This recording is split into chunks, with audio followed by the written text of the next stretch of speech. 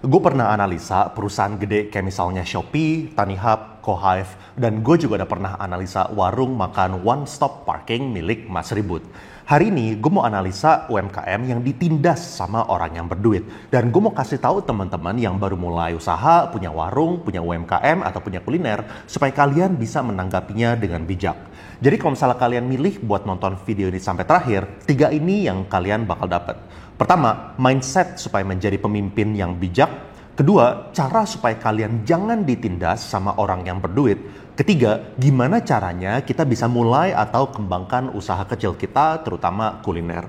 Sebelum gue mulai, satu hal. Sebenarnya gue kebanjiran orang yang nanya gue apakah gue nawarin jasa konsultasi buat analisa usaha mereka. Jawabannya, enggak. Semua analisa ini cuma gara-gara gue kebetulan lagi ada waktu yang luang dan gue lakukan semua analisa ini secara gratis. Gue semangat banget kalau misalnya gue bisa kasih masukan, terutama UMKM, supaya kalian bisa mengembangkan usaha kalian dan lebih maju. Tapi gue mau bilang maaf sebesar-besarnya kalau misalnya gue nggak bales, soalnya gue kebanjiran permintaan, sedangkan gue punya pekerjaan utama yang gue harus prioritaskan, dan nge-YouTube ini cuma sekedar hobi. Apalagi gue harus luangin waktu buat keluarga, dan sekarang gue udah punya 2 anak. Jadi kalau misalnya kalian mau tanya-tanya di Instagram, itu silahkan aja. Tapi kalau misalnya gue nggak jawab, bukannya gara-gara gue nggak mau jawab, tapi emang gue nggak punya kapasitas. Gue punya tanggung jawab sama keluarga gue sendiri. Dan tanpa basa-basi, let's go! Usaha yang gue analisa adalah usaha milik salah satu temen gue yang bantu develop channel The Overpost secara sukarela. Waktu awal-awal dia nawarin mau bergabung, gue bilang kita nggak mungkin bisa jodoh. The Overpost ini adalah channel yang baru dan masih sering nombok. Gimana caranya gue bisa bayar lo yang CV-nya itu udah keren banget. Tapi ternyata dia mau ikutan supaya bisa belajar dari gue. Akhirnya kelihatan kalau misalnya kalian lihat video yang dulu-dulu sama video yang kemarin-kemarin ini, kualitasnya itu tuh udah jauh banget. Tapi gue masih butuh jaga kerahasiaan, soalnya banyak informasi yang sensitif. Jadi beberapa angka itu gue rubah dan detail-detail juga gue rubah. Dan khusus buat video ini gue kasih nama Dedi yang bermimpi mau punya usaha kuliner kayak Bakmi GM. Makanya buat usaha dia kita namain aja Bakmi MG. Usahanya ini udah dimulai sekitar 5 tahun yang lalu dan ini udah cabang ketiga dia. 2 cabang yang pertama dia sewa kios kecil, dan buat cabang yang ketiga ada orang yang nawarin dia dengan sistem kerjasama bagi hasil yang kita namakan pemilik ruko. Jadi pemilik ruko mintanya 60-40, 60% keuntungan usaha itu buat si pemilik ruko dan 40%-nya itu adalah buat keuntungan manajemen. Di tahun 2022, keuntungan satu cabang Dedi itu 200 juta rupiah. Ini khusus untuk yang dia kerjasama ya. Jadi Dedi kasih 120 juta buat pemilik ruko dan 80 juta itu buat Dedi sama tim. Ternyata Dedi kasih tau ke gue bahwa dia lagi di pressure sama pemilik ruko. Mana nih, kok tahun ini porsi gue cuma 120 juta, harusnya bisa ningkatin lagi dong. Gue tanya Dedi, emang kalau misalnya lu sewa di sana, kira-kira bayarnya berapa sih 1 tahun? Dia bilang dia harus bayar 130 sampai 140 juta. Jadi kalau misalnya dia bisa bayar 120 juta, buat dia itu udah berterima kasih banget sama pemilik ruko.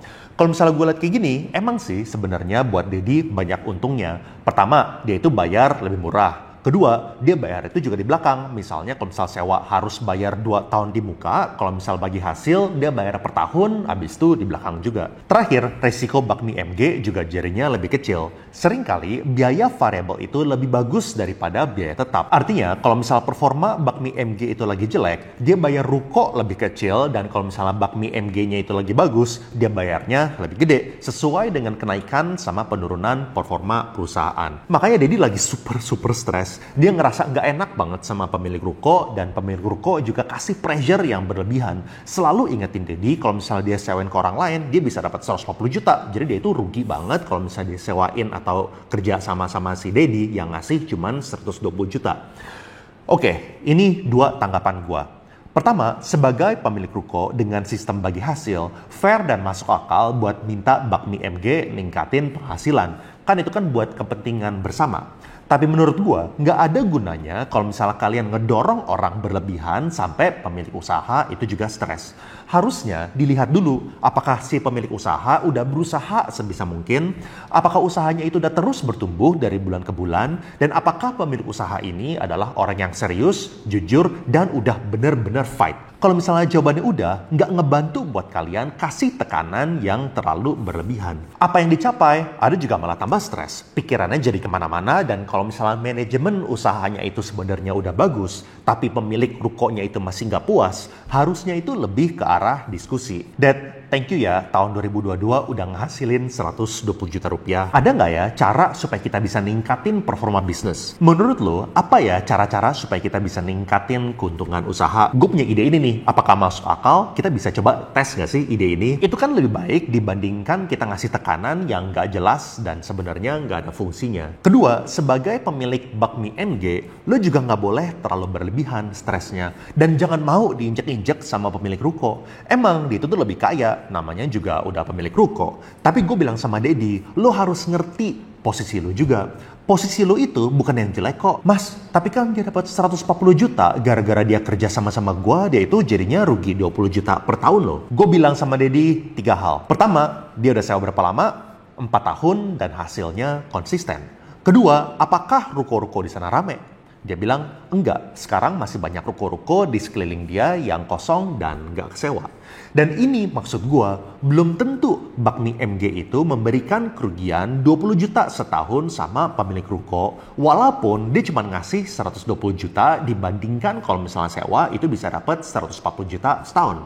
Soalnya, berapa persen komisi agen properti? 5%. Lalu ada juga yang namanya occupancy rate. Maksudnya itu tuh kayak gini, dalam jangka panjang 10 tahun, pasti kan ada penyewa yang masuk dan ada penyewa yang keluar. Dan buat pemilik ruko, nyari penyewa itu tuh belum tentu gampang loh. Apalagi kalau misalnya dia dibilang ruko di sana itu kiri kanannya banyak yang kosong. Jadi kalau misalnya tingkat okupansinya itu misalnya cuma 75%, artinya si pemilik kantor dapat angka sewanya itu 140 juta, dipotong 5% komisi agen properti, lalu dikalikan 75% probabilitas ruko itu kesewa, atau sekitar 100 juta rupiah. Kalau misalnya kayak gitu, sebenarnya si pemilik ruko ini udah untung loh. Ini tuh sama-sama untung. Lu sebagai penyewa dapat keuntungan bayar lebih murah, bayar di belakang, dan kurangin biaya tetap. Dan lu sebagai pemilik dapat keuntungan penyewa yang sewanya itu jangka panjang, nggak perlu bayar komisi agen lagi, dan juga uang yang masuk ke kantong itu sebenarnya lebih gede. Kalau misalnya kayak gitu, ya jangan mau dong diinjak-injak. Kalau misalnya gue diinjek-injek, gue sih bakal ngomong kayak gini. Mas, maaf banget kita nggak bisa sesuai ekspektasi. Kita udah berusaha semaksimal mungkin dan ini langkah-langkah yang kita udah ambil supaya performa restoran kita bisa terus meningkat. Ini tahun lalu langkah nomor 1, langkah nomor 2, dan langkah nomor 3. Dan tahun depan ini langkah nomor 1, langkah nomor 2, dan ini langkah nomor 3. Tapi kalau misalnya Mas masih nggak bisa terima dan Mas masih kecewa, ya udah, nggak apa-apa kok. Saya bisa memahami dan gue mau mengucapkan terima kasih udah kasih kesempatan buat gue. Tapi akhir tahun ini gue nggak bakal perpanjang. Terima kasih atas kerjasama yang saling menguntungkan. Gue yakin kalau misalnya Dedi ngomong kayak gitu, si pemilik ruko itu bakal kebakaran jenggot. Iya, sorry banget, maaf, jangan pindah ya, udah nggak apa-apa kok, 120 juta itu udah lumayan. Jadi sebagai orang, nggak boleh langsung minder sama orang yang berduit. Lihat faktanya, soalnya belum tentu kalian itu di posisi yang lemah. Kerjasama itu kan sama-sama cari untung. Oke, kita lanjut ke permasalahan berikutnya. Begitu gue tanya-tanya dan gue diskusi mengenai laba rugi dia, ternyata keuntungan itu bukan 80 juta rupiah. Biaya itu belum dikurangin sama HPP, gaji karyawan di Central Kitchen, dan belum dipotong sama gaji dia sendiri. Dan dari 3 cabang, ada 1 cabang yang nggak perform. Sehingga secara keseluruhan, setelah dia ambil gaji 4 juta rupiah, dia malah rugi tipis di tahun 2022. Lalu dia tanya ke gue, gimana ya caranya supaya cabang yang rugi ini bisa berubah jadi cabang yang untung juga. Abis itu dia juga ditambahin sama stres yang ditekan-tekan sama pemilik ruko yang satu lagi. Jadi dia pikirannya itu jadinya kemana-mana. Gue bilang kayak gini, kalau misalnya kita mau analisa usaha, kita harus pikir secara jernih. Lalu kita pecahin masalahnya menjadi variabel-variabel. Ini gue dapat gara-gara gue pernah dibantuin sama temen ex Boston Consulting Group dan gaji dia itu di angka 80 sampai 90 juta per bulan. Kira-kira sumuran sama gue 32 sampai 33 tahun. Dan gue mau sharing ke teman-teman cara konsultan yang paling pintar problem solving itu kayak gimana. Ini gue kasih contohnya. Kalau misalnya mau naikin keuntungan, harusnya kita bisa pecahin. Keuntungan itu apa sih? Keuntungan itu terdiri dari omset sama biaya. Jadi buat naikin keuntungan itu cuma ada dua opsi. Nurunin biaya atau naikin omset. Dan gue tanya Dedi, nurunin biaya masih bisa nggak? Dia bilang udah bener-bener nggak mungkin bisa. Dia aja digaji cuma 4 juta dan itu masih rugi. Dan ini buat usaha yang omsetnya itu udah ratusan juta loh. Oke, berarti kalau misalnya kita nggak bisa turunin biaya, kita bahas gimana caranya kita bisa naikin omset. Omset, sekarang kita pecah lagi buat usaha kuliner itu terdiri dari dua. Pertama adalah volume orang yang datang dan kedua adalah dari segi basket size atau berapa yang diorder sama rata-rata pelanggan. Untuk sekarang gue nggak mau ngomongin volume dulu. Soalnya volume itu biasanya bergerak kalau misalnya kita lakukan dua hal. Pertama adalah gelontorin marketing budget, kedua adalah nurunin harga. Dan dua-duanya gue nggak mau lakukan kalau misalnya bisnis gue itu udah nggak untung. Gue nggak punya budget buat marketing dan kalau misalnya gue turunin harga, margin gue itu malah tambah tergerus. Seterusnya, cara buat naikin basket size itu ada beberapa cara. Nomor satu, jual paketan supaya orang bukan cuma beli bakmi tapi beli pangsit sama minuman juga. Ternyata ini udah dilakukan sama bakmi MG. Opsi kedua adalah naikin harga. Nah, ini yang gue mau fokusin. Soalnya ternyata mereka suka bikin promo yang aneh-aneh di cabang yang nggak perform. Misalnya pas lagi promo bisa jualan bakmi, minuman, pangsit. Dapat promo 25% off, harganya menjadi Rp9.000. Terus gue tanya, itu marginnya berapa? Kok bisa jual 9.000? Dia bilang masih untung. Gue bilang, untungnya berapa? Lalu ini untung apa? Gross margin, keuntungan cabang, lalu udah dipotong sama HPP kah? Central kitchen kah? Sama gaji-gaji karyawan di pusat? Ternyata dia nggak bisa jawab. Makanya kita harus benar-benar tahu angka kita itu sebenarnya kayak gimana. Kalau misal kita jual rugi atau kita cuma dapat margin yang super tipis, ngapain kita kerja bakti? Mendingan kita nggak jualan sama sekali. Tapi kok ini tuh rame banget loh yang beli kalau misal kita kasih promo, ini tuh banyak banget yang datang. Nggak sayang. Ya rame, tapi kalau misalnya satu mangkok kita itu rugi Rp1.000, 1.000 mangkok kita itu tuh udah rugi Rp1.000.000. Dan kita jualan tambah lama, bukannya tambah untung, sekarang malah tambah capek dan ruginya malah tambah besar pula. Buat apa kayak gitu? Tapi mas, kalau misalnya warga di sekitar cabang itu tuh sangat-sangat sensitif sama harga. Dan walaupun ada juga warga yang datang dari ujung jauh-jauh, mereka habis naik sepeda, makan di kita, mereka malah bisa kebingungan sih, kok bisa murah banget. Ada banyak juga sih yang kayak gitu, tapi itu lebih ke hari Sabtu sama hari Minggu. Soalnya mereka datang jauh-jauh ke sini. Lalu kita nggak berani naikin harga. Soalnya kalau misalnya kita naikin harga, lalu warga sekitar di sini yang makan dari Senin sampai Jumat itu nggak jadi beli, ya gimana ya? Buat ngejawab masalah ini, gue pinjem sedikit konsep dari game theory. Gue bilang sekarang lo cuma punya 3 pilihan. Dan faktanya, margin kalian itu udah super tipis buat di cabang ini. Pilihan pertama, kalian bisa naikin harga. Kedua, bisa ngikutin status quo atau biarinin seperti ini aja. Ketiga, lo bisa turunin harga. Turunin harga udah nggak mungkin. Jadi kita bahas status quo atau jalin aja seperti sekarang. Kalau misal kita biarinin, nggak ngapa-ngapain, pertanyaannya, worth it nggak? Mau nggak lo digaji 4 juta sebulan, tapi perusahaannya tetap rugi dalam waktu 1 tahun? Padahal kalau misalnya lo cari kerja di tempat lain secara profesional, gue yakin buat skill yang lo punya, lo bisa dapat 2 digit lo, di atas 10 juta. Toh lo itu tuh udah punya kapasitas buat menjadi leader. Toh lo itu tuh udah bisa membuktikan bahwa lo itu bisa ngebangun usaha dari nol dan ada cabang yang sukses.